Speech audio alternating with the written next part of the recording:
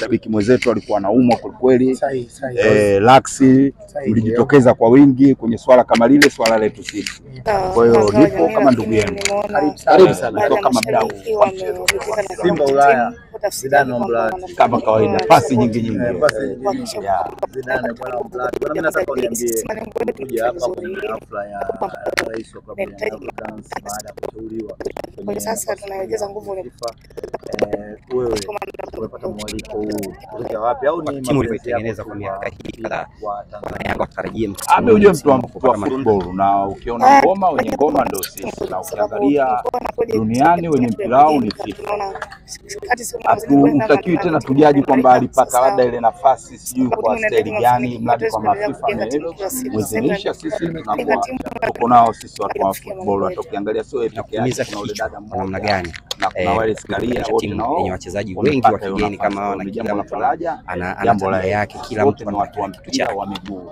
Nimeshakuwa nikifanya kazi na wachezaji muda mrefu, na mimi pia football stare yangu na kushiriki ibada chumvi ya mawe. Unamzungumziaje sasa rais wa Yanga kwa position?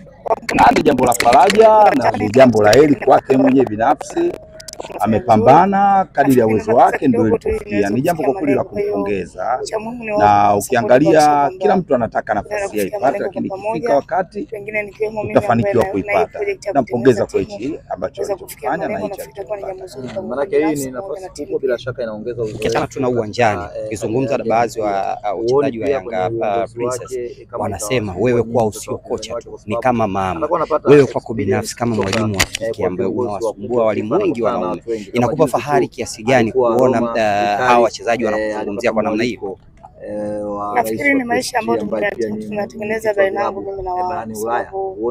Kuna namna ambavyo wachezaji wa kike kudili nao, wana namna kama wapinzani sasa kurudi ndani. Kwa hiyo shida inakuwa ngumu kwa kwenye shida, sababu ni swala la FIFA, na kama ni mjumbe wa vilabu kwamba kusema kwamba shida kwenye ligi yetu itakuwa kila timu ujue na stili yake jinsi inavyoandaa mazingira kupata matokeo na kufanya wachezaji waliokuwa nayo. Kwa hiyo kwenye mpira wetu hii iko tofauti na yeye, cheo chake jinsi kilivyo. Cheo chake ni rais wa mjumbe, yani ni mjumbe wa vilabu.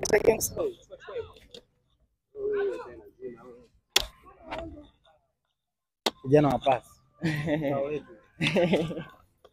eti zao letu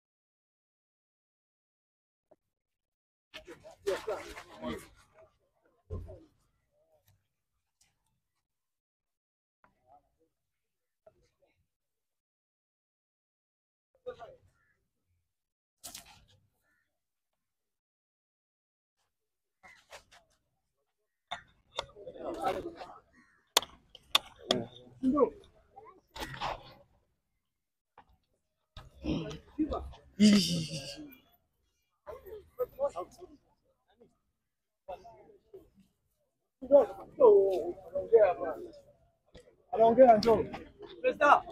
Presta, angu ili hapa. Hapo unatakiwa uje hapa.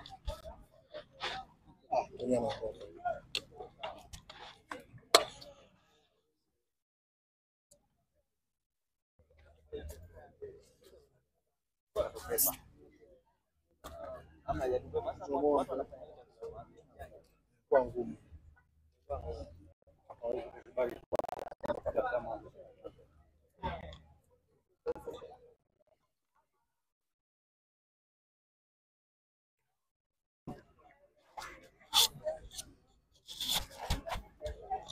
Unampata vizuri hapo?